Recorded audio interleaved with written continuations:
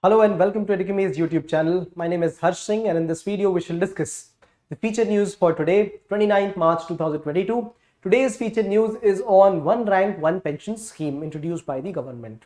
So in this video, let us welcome all the people here. Amlan, Bhavani, Kriti, Hima, Netra, Ashish, Kim, Kanupriya and all the other people here. And let's begin. What is the scheme about? What has been the important contentions of the various stakeholders, right?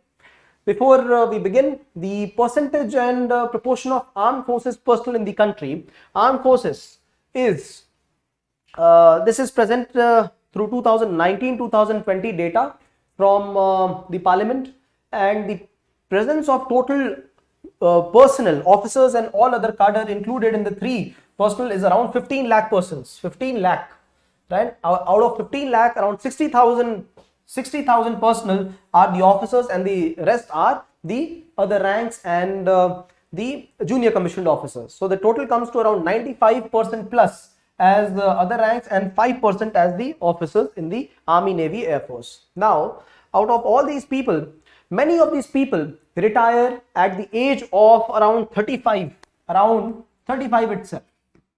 Many of the armed forces personnel, the requirement, the service conditions are such that they have to be inducted younger in the armed forces right after, earlier it was right after 8th class or 10th class, and right now it is after 12th class. That is the earliest level of entry. So this is a different condition of work.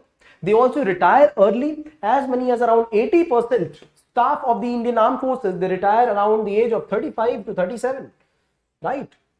So this is one special conditions of work. Imagine, now I'm building a context to what is the context of one rank, one pension. The other thing about this particular armed forces is that Army, Navy, Air Force and now the Coast Guard also. This is the only service in the army in India which in its oath itself speaks of preserving the integrity of the country even to the peril of their life. Only service, the defense services. I'm not speaking of the paramilitary forces. I'm not speaking of the police forces or the civil forces. These are the only military forces which speak of preserving the integrity and unity of the country even to the peril of their lives, right? So these are special conditions of work for these people, right? Special conditions of work, special conditions of joining, special conditions for getting completion of the service. The nature of the work is different, the demands are very different, and for that same reason government had initiated a scheme for pension for these people, right? If they retire at early age, they must be given more security of finances, and that comes in the form of pension. See, security is also distributed in many forms. For example, pension is one, provident fund is another one, right? Another one is insurance, and the fourth one is gratuity. All of them are the ways in which finances or aids are given to people when they have served with a distinguished level of career. Any of the services, possibly government jobs, private jobs, everywhere these are imparted to people, right? But then these are also given to armed forces personnel and with a lot of due respect. Why? Because of the service conditions, the young age at which they get into the service and the young age at which they retire from the service. Not only that, the prime of the life is spent in the armed forces, and by the time they are 35, 37, 40 of the age, the civil life would have already moved ahead. The time for skilling and reskilling or upskilling would have already gone past. Now, to be able to, and the children, the children would have already grown, the siblings would have already grown. So they should be given some level of pension, right? So this is one of the intention by which the government initiated the pension scheme for the armed forces personnel, right? But for all the pension schemes, the pension has to be given to the personnel to the last pay drawn, right? So just before retirement, the month in which they had the pay would be treated, the pension pay would be treated according to the last month of pay drawn, right? So say 50% of the pay drawn in the last month. This was the term for pension. Now, noteworthy to mention why I am speaking of these kind of security for armed forces personnel is because in 2004-5, this year, government said that the pension scheme will be there only for the armed forces personnel, and rest all the other personnel who are getting inducted into the government after 2004 and 5, after 2004-5, the pension scheme would be a different scheme, right? A new pension scheme in which the people will be, they will be deductions from the salary of the person, say 8% deduction of the basic pay. The government will be allocating similar funds, and every month we will be putting in that corpus as fund, and this will be given to us after we retire from the service. This is for all the services barring the military services, right? So this is a special pension scheme for those people. But then the condition was always imposed. The condition was the last month's pay drawn, and 50% of it would be given as pension to the people, right? So this was the condition. Now I'm taking back to the times of 1970s and even before. So in 1970s, the scheme of pension was such that 70%, it was not 50%. That time, the last pay drawn, 70% of it would be given as pension to the armed forces personnel. 70% of the last pay drawn. But for civil services, this is for the military services. But for civil services, it was 30%. Right? It was lesser than this in 1970s, early 70s. So the government said that we would try and make this equal. So since then, 50% of the last pay drawn was converted as the pension amount for civil services and for military services, both of them. Was this not partial and against these military services? Yes, it was. And this is where the government said we would try to include one rank, one pension now. What is one rank, one pension? Now, until 1970s, the scheme was such that, and in fact, this was discriminatory in nature in some or the other way, in many, many ways, that if a person retired from the rank of colonel, say a rank of colonel, and they retired in the year 1970, and some retired in 1980 and some retired in 1990, the pension drawn by these colonels with the same rank, with the same number of years served in the armed forces, they would be different. How is it possible? When I am speaking of 50% of the last pay drawn, how is it still different? It is different because the pay commission would have increased the salary. So the person who is retired in 1980, the last pay drawn would have been, say, 1,10,000 rupees. In 70, just an example, it would have been 1 lakh rupee, 1,10,000 rupees, 1.1 lakh and 1.2 lakh. So the 50% of 1.2 is different, 50% of 1.1 is different, and 50% of 1 lakh is different. In fact, this increase is not 10%. When the pay commission revises the pay, it increases by 50%, 80%, because the pay commission is established every 10 years for revising the pay. And when the central pay commission revises the pay, the state governments also later revise the pay. Now, there was no revision in such pay to pensioners who had retired in 1970s, who retired in 80s, and who are retiring in 2010, right? The last drop pay would only be the one which would be calculating what would be the pension received, and the disparity would be huge. There would be some people receiving 5,000 and 7,000 rupees of pay, and other people with the same rank, same number of years of service, just that they retired later, maybe 30 years later, their pension would be 30,000 rupees. This would be the disparity. Is this not against right to equality? Absolutely it is. So the people, the pensioners, they went to Supreme Court saying that this is not equality, right? Also, the government in 1970s had said we would introduce one rank, one pension. If you have had same number of service, same number of years of service, if you have retired from the same rank, you will be receiving similar pension. But this was the real case. It was different and differentiated.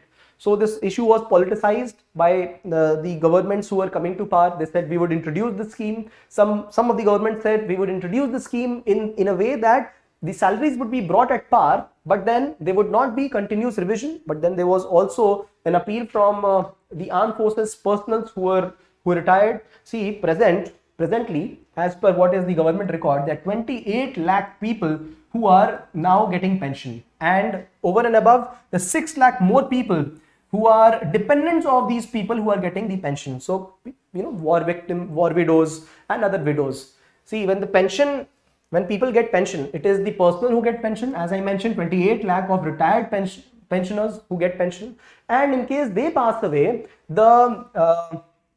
their widows, right, they would be eligible for 60% of the pension amount. 60% of whatever the individual would receive, they would receive that amount. And in case they have small children, minor children, unmarried daughters or sons up to the age of 25 years, they would also receive this amount of pay, which is called as family pension, right? But then this would not be one rank one pension, this would be differentiated. So since the government had mentioned this, right, so this was brought about in 2008, that some form of one rank one pension will be introduced, not in the pure form one rank one pension, but in some way revision of pay for the people who had retired 20-30 years back would be initiated. Why? This would instill respect in these people. This would show that this career is also in some way providing some incentives to the people after their midlife. Not only that, this would address the issue of equality, right? Equality, some level of morale amongst people, right? Young personals and attractive services. Young personnel inducted at early age, they would be receiving decent amount when they retire. This was the intention, right? But then when this came to implementation, there were a lot of complications. The government initiated a committee, and this committee was called as Koshiyari Committee. This committee suggested some ways in which one rank one pension should be initiated. For example, there should be just a bit. Yes. For example, there should be equal pay for equal rank with the number of service being equal for the personnel. They also mentioned one fact that there should be an automatic revision of the pay. As the pay commission or as the pay increases, there should be automatic revision. See, what happens is when anybody gets inducted in a government job or in a private job, there is an increment in the salary, the basic salary, whatever it is. There would be increase with the help of dearness allowance. What is dearness allowance? DA, dearness. Anything becomes more dearer. It is not for our dear parents, our dear children. It is not for that dearness. It is the inflation, the effect of inflation, and dearness allowance is passed on. Some government decides the amount and they increase the basic pay in some proportion twice a year, right? Along with that, there is a yearly increment of 3% of the basic pay also, and on the basis of basic pay, house rent allowance and other pays are also dependent. So this pay increases everywhere for every year for every personnel, in civil services, in military services, it does. But then this kind of initiation, that automatically the pension also would get revised when the basic pay of the last drawn salary is revised. This was a recommendation of Koshiyari Committee. Was it implemented? No. Let us understand what was the implementation. So when this committee recommended in the year 2011 some details, the upcoming governments, they had in their manifesto that they would start the one rank one pension, OROP, right? So 2014, a new government comes in power, and since it was a part of their manifesto, there was an appeal by the people, and it got initiated. But then the form in which it was to be implemented, it was not implemented in that form. Koshiyari Committee recommendations, it said that the allegation is that it was not followed, right? What were the allegations? For example, automatic revision of the last drawn salary pay, or equal pay for all the people with equal services, right? This is what was the allegation. Is it true? Absolutely true. These allegations were true, but let us understand what is the issue from the other side. See, the time when it was calculated that there had to be a revision in pay from 1970s, 80s, 90s, 2000s, the government finally came to the conclusion that there would be huge burden on the exchequer, huge burden on the government finances. Around 80,000 crore rupees had to be passed immediately at lump sum to be distributed to people just to equate the levels of pay at par with the other people who are retiring recently. So this is one, and 8-9,000 crore will have to be paid later on, and it has to be paid at par every year on after that. So this is one burden on exchequer.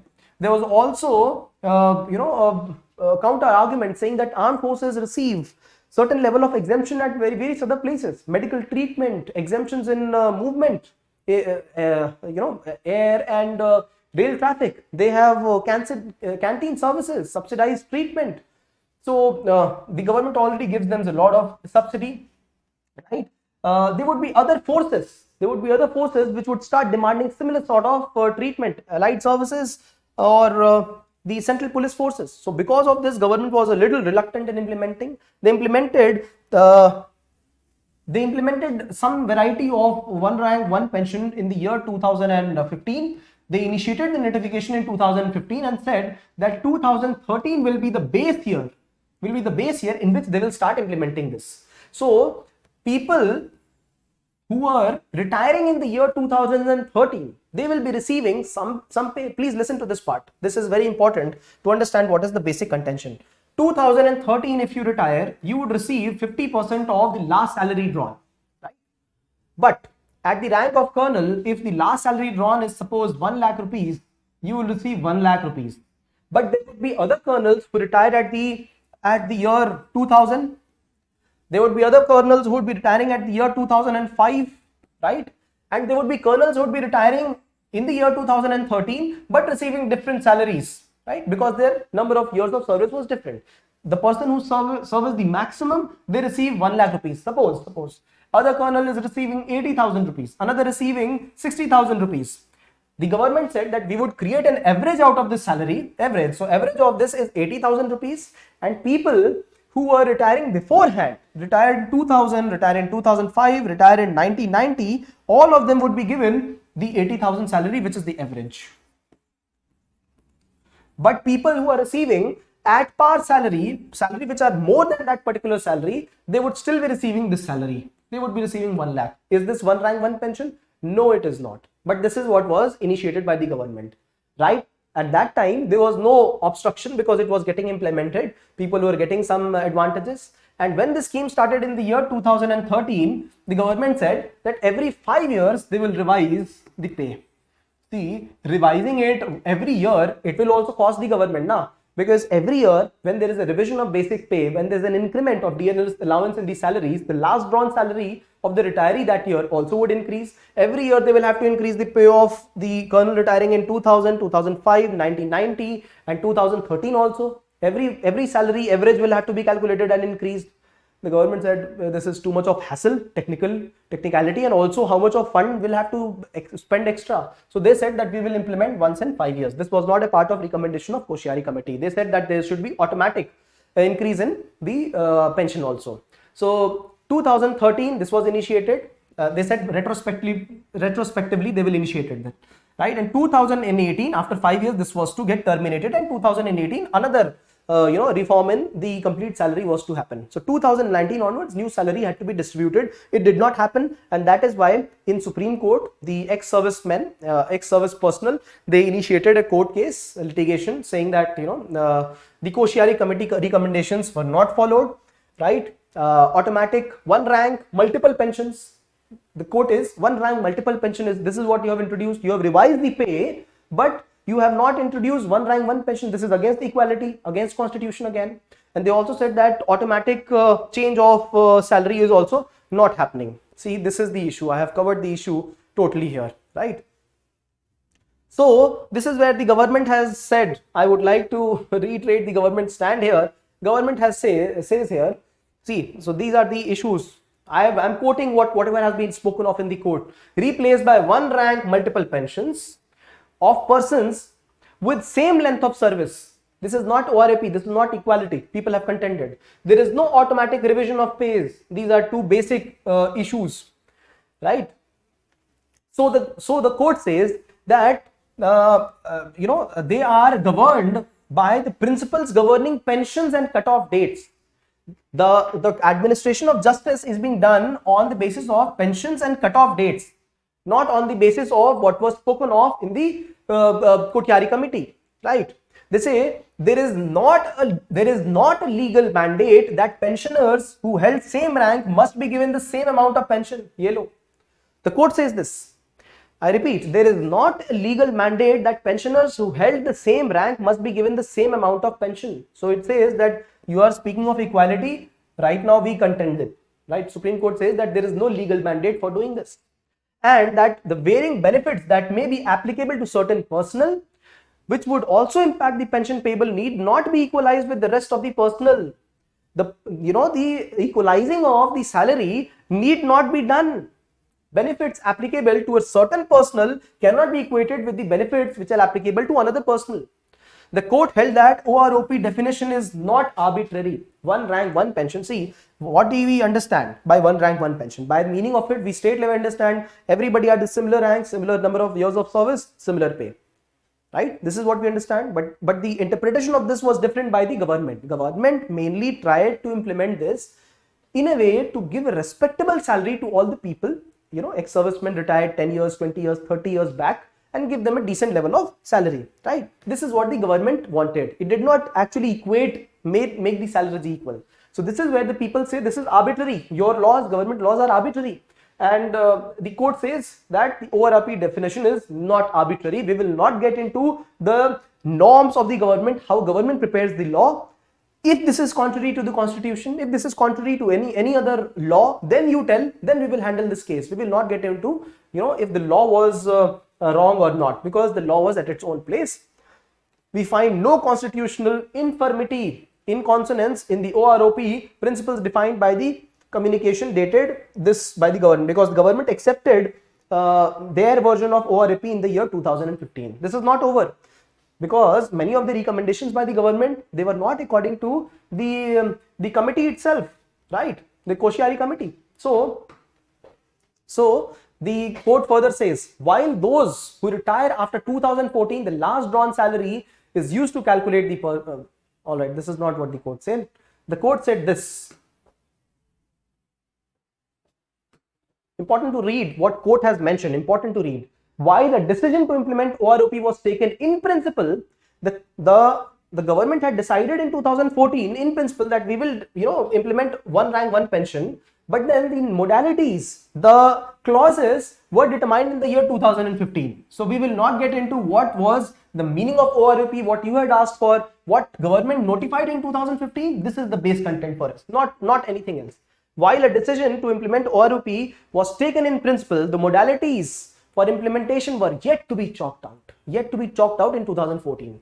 And there was no conscious policy decision on the part of union government on the modalities for implementing OROP until the communication of 2015. Look, though the court has sided with the government. I hope it is clear. If it is not, please ask me, I will explain this.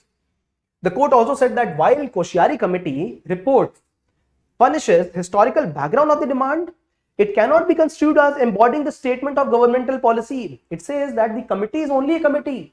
It is the government which is implementing the policy, and it can change. So why are you quoting Koshiyari committee? It does not have a legal backing. Legal backing is that for government policy. And this can be questioned in the court of law, but then we don't find any constitutional infirmity, anything against the constitution here. Simple, right? The court said that OROP policy may only be challenged on the ground that it is manifestly arbitrary and capricious. Is it capricious or arbitrary? No, it is not. This is what it says, right? So let us know something about the pension calculation. While for those who retired after 2014, the last drawn salary is used to calculate pension. For those who retire prior to 2013, the average salary drawn is used for their pension calculation, right? So in 2018, if you retire, last drawn salary will be taken. If 2013 you retire, 2012 when you retire, or 1990 you retire, 2013 the average salary calculated, if you remember, I had done the calculation for one rank. It was done for all the ranks. The average salary will be given to all the people. However, the people who are earning more than that particular average, their salary will be protected. But people who are retiring in the year 2015, in the 16, in 17, all the subsequent years, the last drawn salary again will be treated as the salary for calculation of pension. This is not one rank, one pension. This is what I wanted to say, right? The persons below the average were brought up to the average, while those drawing above the average were protected. As simple as that. The actual expenditure of Defense Ministry on pensions was 1.2 lakh crore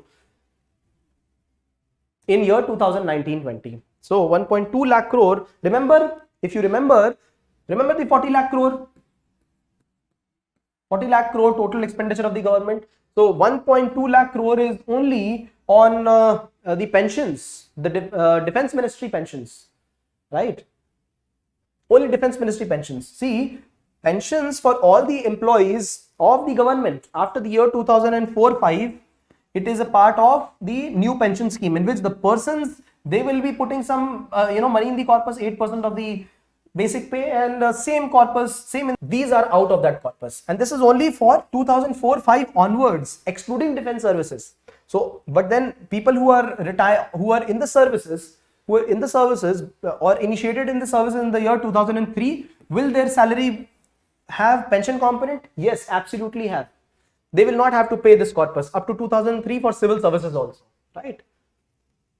A major part of salary in defense expenditure goes in pension amounts itself, right? So this is the main contention from both the sides, and that is why there was a renewed protest by the people saying that OROP must be implemented in the form in which Koshyari committee had asked for. Supreme Court has denied it, right? So one rank, multiple pension, this is what people are contending. Then they're also saying that there is no automatic renewable as it was suggested by Koshyari committee. Supreme Court has again said it is to be implemented once in 5 years as per what government has said, and we want the government to implement it again. If it was not given to you in the year 2019, the renewed salary, it will be given to you right now within 3 months. This is what the Supreme Court has directed the central government also, right? So when a question is asked, how should you address this? There are quite a few things to understand, but then I'm just explaining to you the different fragments. We should know what is the need for a salary or a good pension for armed forces personnel. As I mentioned, the factors, for example, there are only few services which ask for such an oath. It is only the armed forces. They deserve a dignified treatment. What about their midlife, and what about career post the government job after their retirement? So this is the kind of security that is provided, right? Pension is the kind of security. So when you look at favoring or giving arguments in favor of OROP or whatever is the need for pension, these are the arguments. But what are the arguments against? You also should know them, right? For example, burden on exchequer, increased subsidies to armed forces, ensuing demands by other people. So these are the other issues, right? And the way in which it is being implemented by the government and the Supreme Court stand. This must be clear to all of you. Moving ahead, let me see if there are questions. Hi Tiyasha, Gopal, Pooja, 10 USS. PDF. Yeah, PDF is right here. That was just the slide. Hi, Tenu. Oh, yes. Thank you, Tenu. Okay. Let me show you all the slides once. I keep on shifting between these slides. That's my problem. Have a look. The slides that I have, in case you want a screenshot of it, here they are.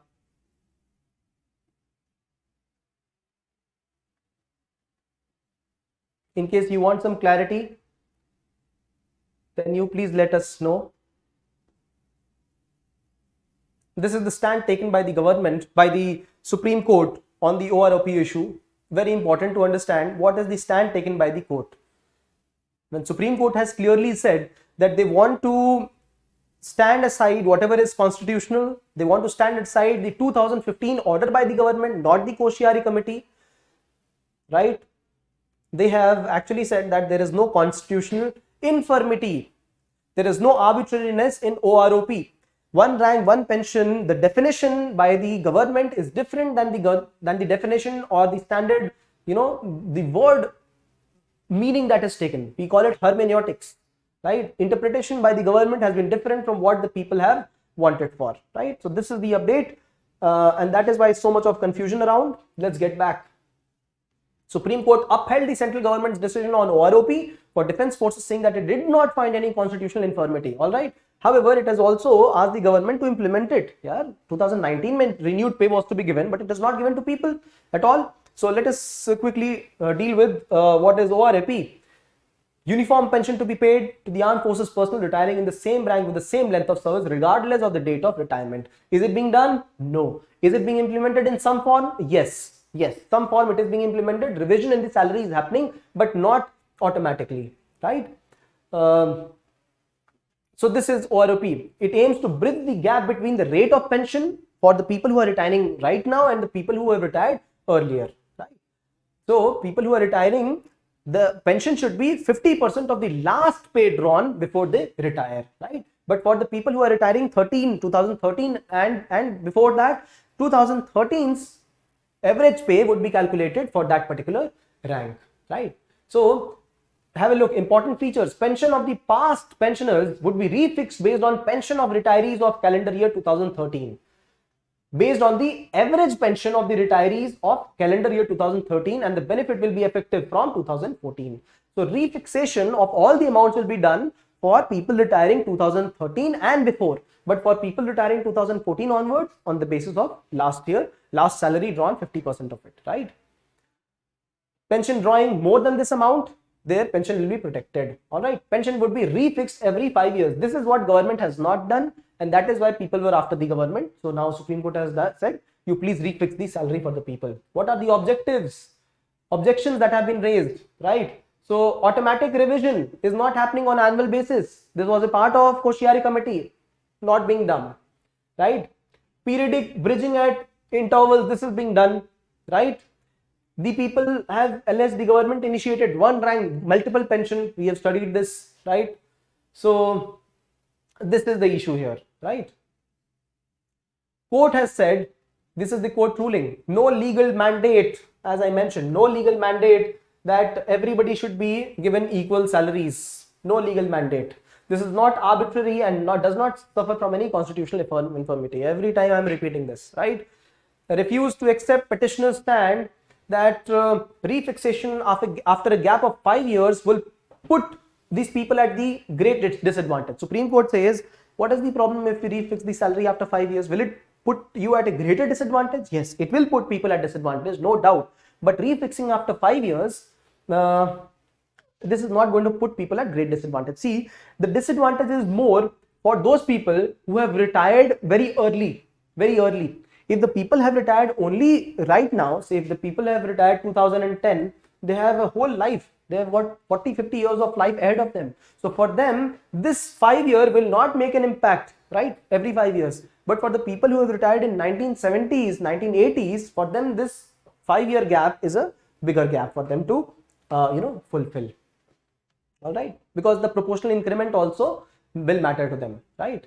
So benefits of one rank one pension are correcting a historic wrong, right? So every rank and people receiving equivalent salary is how it should be. So this is like correcting a historic wrong, but yes, in a different manner, the way in which government is doing it right now. Supreme Court also sided with the government right now. Equitable benefits compared to civilians, right? Providing equitable benefits to these armed forces personnel as well, right? There is already an absence of lateral absorption. See, when people 80% personnel retire at the early age of 35, 37, maximum 40 years, are they getting absorbed in some other services? No. That is the reason that they demand a greater, salary or greater benefit in terms of pension, right? So let me quickly share with you what are the kind of benefits that people should be receiving. So one of the benefits that people receive is pension. Another benefit that people receive is gratuity. The third benefit that people receive is that of insurance, and the fourth benefit that people receive is provident fund. If you remember, I don't know if you people remember, provident means in case of urgent needs, emergent needs, times of need, provident fund. So a part of the salary in private jobs or government jobs, it is deducted every month, and the person who has been employed, their employer also pays an equal contribution in provident fund, and the provident fund can be taken out in certain circumstances after an initial few years of pay. So what can be the circumstances? Marriage in the family, education needs, important health requirements, PF is taken out. And if not taken out, the lump sum is given after the end of the tenure of the employment, right? So at the age of 60, if some of your fathers or mothers were there in the government job, they would be receiving a huge corpus of money, and that would be called as the provident fund, all collected. The government also pays the interest. And see, PFRDA, provident, that is pension funds. All right, anyhow. So this is one part, right? The second part is insurance. People can get insured in case of contingency. They can utilize the insurance funds also, the claims that they have, accidental insurance, life insurance, right? Health insurance, right? General insurance, all can be claimed, insurance. The third one is gratuity. As a matter of gratitude, gratuity, look at the word root, gratitude, gratuity, gratefulness. As a matter of gratuity, a certain corpus is given to the people at the time of their retirement from the service, right? So this happens in government and private jobs, all of them. Even a part of my salary is getting put in gratuity. So the employer feels grateful and they give a matter of finances at the retirement time, that is gratuity. And the fourth is pension. This is what is being given to armed forces personnel after 2004-5. Only for armed forces personnels, the pension is being given. For other, it is for other people, all the other government servants, it is the new pension scheme where they also contribute every month. For armed forces personnel, it is not the scenario, right? So this is the reason that the benefits are given to armed forces especially, right? Because there is lesser availability of lateral absorption, and this is the reason that they have a wider social net, right? Moral support, this provides a morale support to the armed forces personnel. Right now 15 lakh in number, around 30 lakh known people who are retirees, they are going to be more, right? Now the problems with the implementation is that the government feels there could be further demands from other sections of the government, right? Increased burden on the exchequer. I shared 8,000-9,000 crore annually, possibility of higher salaries to retire than serving. Oh yes, there's another issue. If the government keeps escalating the last drawn salary and automatically scaling up the salary of the retired people, it is only possible that the retired personal salary could get more than the salary of the serving personnel. This is possible theoretically. So this is there. And challenges to the administration. See, lot of administrative records need to be ensured, to be kept, to be able to make this a reality, right? Because see, when the government looks at the data and the figures, digits, it is even to 2 decimal points. It's a cumbersome process. The way forward is resettlement. See, of the 30 lakh personnel, all of them who can be employed, they have certain level of expertise in their domain. They can be re-employed in government or private jobs. But right now, the scheme is not such. We do have a Directorate DG of Resettlement, DGR, Directorate General of Resettlement, as a body associated with Ministry of Defense, right, for resettlement of people who have retired early from their career. However, this is not effective. Only fraction of people get re-employed from after getting retired from the military services. So what is required is resettlement and re-employment of all these people in private or government employments in the field in which they have certain level of expertise. That's required and that's not available, right? So if that is available, then demand for such pension schemes, right, where there is a complete dependence on pensions, this will further get reduced, right? We are talking of reskilling, we are talking of upskilling of the possibly 30 lakh people who are right now recipients of pensions, right? So employment up to the age of superannuation, up till the age they become 60 years of age, after which they can duly retire, right? So and government will also avail the training of such human resources.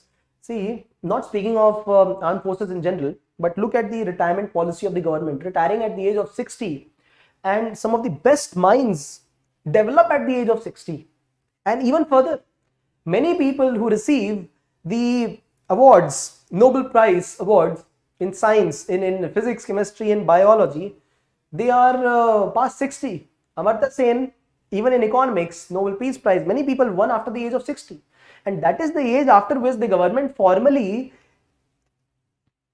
it takes back all the perks, perquisites, even the formal level of availability of technical staff, the field works, laboratories, resources, everything at the age of 60.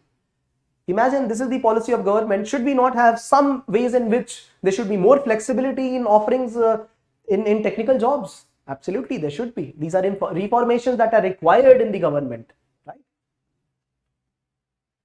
The economy and society as a whole will be immensely benefited as the expertise of versatile veterans will be utilized to the possible extent of development of the country, right? Absolutely.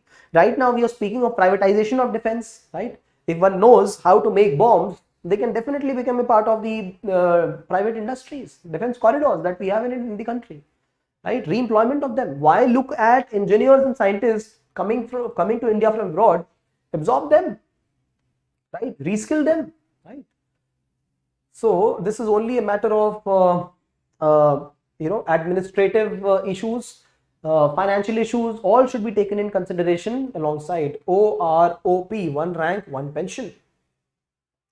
So looking at the issues here, we understood what is the background in which people have been asking for OROP, background of the armed forces personnel, the conditions of work, the kind of oath that they take, right, the privileges that they get, and why they need OROP, right, a career with dignity. This is what they ask for.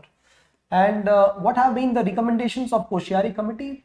What have been the way in which government implemented these recommendations? What has been Supreme Court's judgment on it? How people have wanted the changes to happen? This is what we studied in today's feature news. Though OROP tries to resolve the concerns related to pension of the defense forces, it will have its share of challenges. OROP tries to resolve the concerns, absolutely. There will be share of challenges in implementation of OROP, right? Now see, this question is a little twisted to me, right? When I look at a question like this, I don't understand. I really fail to understand this question. Though OROP tries to resolve the concerns related to pension of the defense forces, all right, not framed most appropriately. So in a question like this, what do? We have to elaborate the concerns related to pensions of the defense forces, concerns of the personnel of the defense, right? What are the concerns? So you speak about all the background in which the people get into the service, the early retirement, right, their morale, and also encouragement to the other youth to be able to join the forces, and no resettlement policy, and therefore people demanding for one rank, one pension, also right to equality. So the concerns, you speak about this part. The share of challenges in implementing OROP, speak about it, right? And analyze them, elaborate, and then also speak one sentence on, or half a phrase on, what is your analysis about it. And towards the end, you should speak about benefiting of the whole society, economy, with the help of the skills of the retired personnel. All right. Okay. Let me check the chats. Kriti, sir, if a person retired much before 2013, is it possible the person might receive more pension than salary? Absolutely true. Absolutely true. This is happening. It happened to my grandmother. My grandfather was in the police, and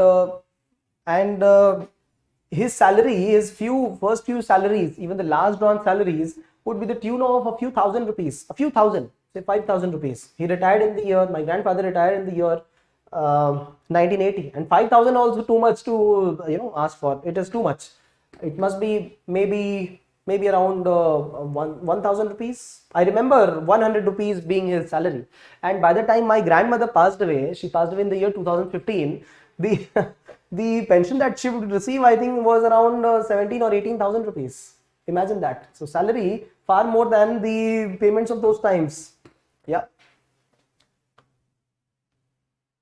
Sir, in historic wrong, put in PDF, data shown is 90% to 50%. Is it 90%, 70%? Ashish, it was 90% even before. So the proportion only decreased. That's where the role of civil services and military services also plays an important game of competition. There's always been a game of competition between the civil services and the military services. Civil services does not try to interfere with military services. Military services does not try to interfere with civil services. But who has the greater power in India? In India, it is civil services who's got a greater power. See, whenever the country has to wage a war, who will decide? It is the civil administration, or it is the democratically elected administration who decides it. It is the military who only recommends this, right? So when you look at the district administration, who's the head? It is the DM or the DC who's the head? Is it the military administration? No, not in India. It might happen in a country like Pakistan, but definitely not in India. But then there always friction. There's always a friction between civil and military services. When civil services was getting the last drawn salary only at 30% of the last drawn salary as pension, they definitely raised in contention, right? We need more increments, and then proportionally the salary 70% that people were receiving last drawn salary in 1970s, this was 90% of the last drawn even before. It gradually went on to decrease. So the grievance of the people here that the last drawn has decreased, Indira Gandhi government said that we would introduce one rank, one pension for all of you. This was the thing that she would say. We would introduce, although we are decreasing the salary, but then we would ensure that sustainably you would be receiving one rank, one pension. So people who have retired early in their career, say 30, 35 years of age, you would survive up to 75. So until 40 more years, you will be receiving increased level of pay, one rank, one pension. This was the advantage. Although decrease in the last drawn pay, but then one rank, one pay. This was promised in the 1970s. Imagine this. So civil administration competing with the military administration, saying that if they get 50%, maybe though. So that is why civil ka it was increased, military ka it was decreased, and it was decreased from 90% to 70 to later 50%. Kriti says, I didn't understand how they would be at a disadvantage then. Kriti, what disadvantage? Oh, I got you. I got what is the disadvantage to those people. Kriti, the disadvantage to those people who are very old will be higher than the people who are young. If the revision in salary is happening at 5 years gap, if it is happening at 5 years gap, if the revision in salary is happening at 5 years gap, for a younger person, there will be more years in life. There will be more years in life in which they will be able to gain the advantages of this salary. But for a person who is a war veteran, 1970s war veteran or 1965 war veteran, they will have a fewer number of years in which they will be able to gain the advantage of this 5 year. Possibly if they pass away, imagine that, will they be able to get the salary for the next 5 years? They will not, right? So this is the issue here. All right. Hema says, sir, what is homogeneous class M is shown? Yeah, oh, you took a good note of this. Okay. I'll explain that to you. I'll explain that to all of you in the next class. So there are two categories of people who get inducted, right? And I'll explain that to you people later. But is there any other question? Apart from all this, is there any other question? Right? Quite a lot of technicality you people got onto, but then this is important to understand that what are the contentions? What has been, see, this is where, there was a question that was posed by one of you, I think it was Gopal, how to use all this data in the main examination. The main examination for a question like this will be technical in nature. The main examination will want to know what is the Supreme Court judgment on this, what has been the Koshyari committee recommendations. You would have to tell something about this, maybe a couple of 2-3 pointers on Koshyari committee, how it has been implemented by the government, what has been Supreme Court judgment. These 3 things are important, and what has been the context in which people are demanding for OROP, right? Why are they demanding? See, because demand is not being met, that is clear, because government has implemented in a different way. But then what is the context in which people are demanding? Huge number of pensioners, right? Morale boosting, right? So these are the 3 key things that you must mention, and challenges to government in case people's demand is accepted. These are the 4 things. So when you look at main examination attempting of this question, don't look at the number of minutes you spend understanding this, because only when you understand this will come out automatically from your mind, right? But then yeah, that's what the time is spent for. The time is spent for the cooking of biryani, the water to boil, the fumes and the rice to reach its pinnacle of softness and warmth, right? That is the time. Eventually you would be eating the whole food in 10 minutes. What's the Amlan? The whole plate of rice would be eaten within 10 minutes. But then look at the 3 number of hours it takes to cook the dum biryani. So this is the hours that you spent to understand the issue, but then when it comes to examination, the representation of this answer will be in 7 minutes. That's it. The complete answer must be written in 7 minutes. So Gopal, when you ask a question, how is it to be handled for main examination? It has to be very crisp. Your points have to be very much present in your mind. So start looking at ADEC, my dear friends: analysis, data, example, cases, and keywords. This example of OROP can be used to understand how Supreme Court remains aloof from the issues of judicial activism. Supreme Court has clearly said, we are not going to look into the policy. This is not our domain. The domain of policy creation is that of the central government. It has also clarified that recommendations of a committee are very much different from what the government notification speaks of. Right? So these are good examples for you to talk about governance in India. Right? So you can use this as a separate case study, right, where Supreme Court or government is trying to do its best for the people, but then it cannot give the exact equal treatment. You have looked at the challenges yourself. There will be administrative challenges when we look at, for example, when we look at outcome-based budget. I hope you know Delhi outcome-based budget. If you don't know, I will share this with you very quickly in one of the discussions. If you don't know, let me know. Outcome-based budget, important ways of budgeting. It saves a lot of finances. It increases the accountability of the government. Delhi government initiated an outcome-based budget this year. So when outcome-based budget is initiated, this is more accountable, but then administrative inconvenience are there, right? Government has to work out a middle path. So government, to increase the level of morale for people who retired from services years back, it said that we will do something for you. It will not be exactly, it didn't say it will not be exactly OROP. To explain to you, I am saying this. The government said we will do something for you, and they raised the pay to average of 2013. And they said every 5 years, we will do this for you. The next 5 years, they didn't do it. So that is why a ruckus. And people have gone back to say, the Koshyari committee must be followed. Why are you implementing your own way? So this is the quick summary. All right. So those challenges exist. Gopal, slowly and steadily, just hang on. Slowly and steadily, you will gain a knack. You've not been writing with us. Other people have been writing. If you write, slowly and steadily, there will be more clarity. Right. So take it as a little push for you to begin writing with other people. So start at 5:45 with us, and then you see the changes. Just maybe 15 days, and you will see you'll come across all these issues, and slowly and steadily you will understand how the questions will also come in the examination. Okay.